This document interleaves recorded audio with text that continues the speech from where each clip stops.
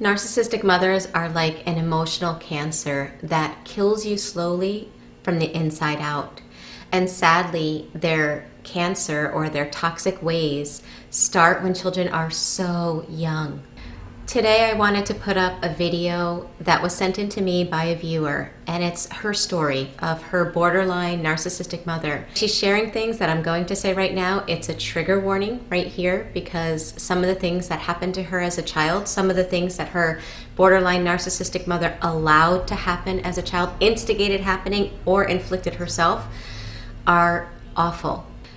But this is truth. This is not a story that's made up. This is a reality, and sadly, it's more common than people realize. Children are being raised like this all the time. That's why I feel like this information is so important to get out there. Thanks to the internet, young ones have the ability now to start looking up information on what's going on in their own family dynamics. More and more often, I'm getting emails from teenagers, from young kids from the ages of 13 to 18 telling me that they think that they're being raised by a narcissistic parent or a borderline parent, and they're seeking help. Sometimes what hits home with a young one is hearing someone else's story because it resonates with them and it opens their eyes to the fact that what they're going through is not normal. Once they can realize that, then they can seek help. So listen to this story. This is a reality. It happens all the time. It shows what narcissistic borderline mothers do to their daughters. And all I ask is that you take a few moments to encourage the viewer that sent this in. Take a few moments to just give some encouragement and support. Here's her story. When I would tell my mom one of her boyfriends touched me, I would be smacked repeatedly in the mouth, and then she would repeat the words, "Then what happened?" until I said, "I don't remember." The follow-up was always the same. She would go into her room and lay in the dark. I would wait till she started sobbing loud enough to hear, and that was my cue to enter and start apologizing. She would ask if I knew what I did to hurt her so badly, and I would say I'm sorry that I lied. This is the only time I heard I love you. She groomed the perfect codependent. I'm going to share something so extremely personal with you. A couple years ago, I started writing a book about recovery from childhood trauma and sexual abuse. I hope to one day help children. I hope to one day help childhood survivors see that the abuse that they have endured doesn't have to define their future. There is hope after abuse. This is a chapter I want to share with you now. This was my chapter 2. From a very young age, I can remember wanting to be the good girl that mommy was proud of, to go to bed, feed your sisters, stand on the front porch, and be my lookout. I did what I was told for the most part because it made her happy. I wanted her to like me. We lived in the country. Everyone knows everything about everyone. The house we lived in didn't have air conditioning, and it was miserable outside. I had to pee. I knew I couldn't go inside or interrupt her. It would make her mad. I walked to my mom's bedroom window where she probably had her box fan in the frame. I loved the sound it made. It was so comforting. Of course, I also liked to sing at the top of my lungs into it because it made me feel like a rock star. It made my voice sound like it had vibrations. Tell me I'm not the only person who remembers doing this as a kid. She told me that she needed me, that I was the oldest.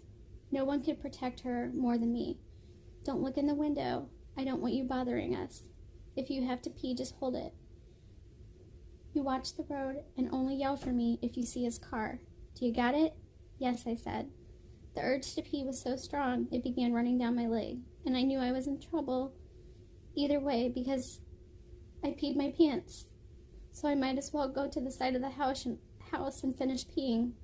I knew if they were inside long enough that my small accident might have a chance to dry, and maybe I would get away with it. I jumped off the porch, and I remember instant relief as I thought I was getting away with something I wasn't supposed to do. That is until a car pulled up in the front of the house. It was my mom's boyfriend. He drove a real clunker, or as my mom not so lovingly referred to as a piece of shit loser car. I had missed him coming down the road I was supposed to be staring at. I could hear the drum roll inside of me. "Mom, he's here," I yelled somewhat softly. Through the sound of the fan I was so envious of, I heard the anger and cussing and growling in her voice, sounds of the screen door, and then a metal fence clinking as someone hopped over it. Another sound of a screen door shut in the house next door. I looked through the window and I saw a skinny lady with long dark hair and really white triangles that I later realized were tan lines she magically made disappear. When laying out on top of that car, she called a piece of shit topless. She looked up and seen me looking at her. She turned and ran to the bathroom. Dang, that was close, I thought. Oh no, my pants are still wet. Sorry, Daddy. He was not my real dad. He was the 5th or 6th guy I was forced to call Daddy by this point, and I tried not to say the words Daddy because I was pretty sure I'd have a new one real soon. I peed my pants. Why did you go inside, you fair as I could? Because I knew he was gonna smack me. And he did. I don't know why I would suck in air like that. I did it every time. It's like it didn't hurt as bad or something. To this day, I'll catch myself forgetting to breathe. It manifested into almost a hive-like rash that resembled a map on my chest and the rim of my ears. Felt like my feet did, but my sister had her heat stroke. Our screen door flew open, and I was shoved through it. The bathroom door flew open, and my mom is standing there in a towel. Legs looked wet. I was taking a bath, she said.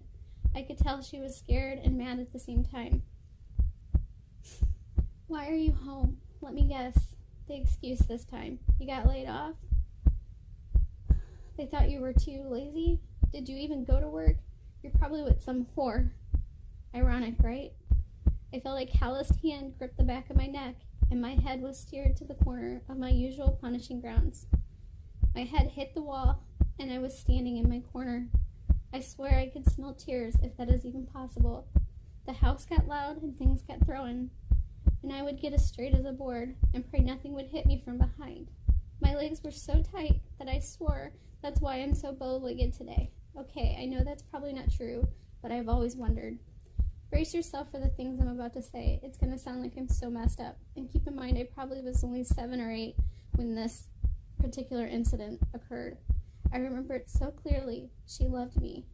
I know what you're thinking. What the fuck? It was one of those really rare moments. I felt like she even cared. The second she started yelling,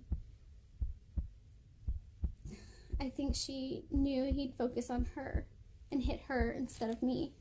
She had an explosive temper, so this might not have been the case. She may have just wanted to fight because she was in the mood. She was relentless in the way she fought. She had a way of taking your most soul-crushing insecurities you felt about yourself and scream them out loud. This tactic was used to distract you from what you were upset with her about in the first place.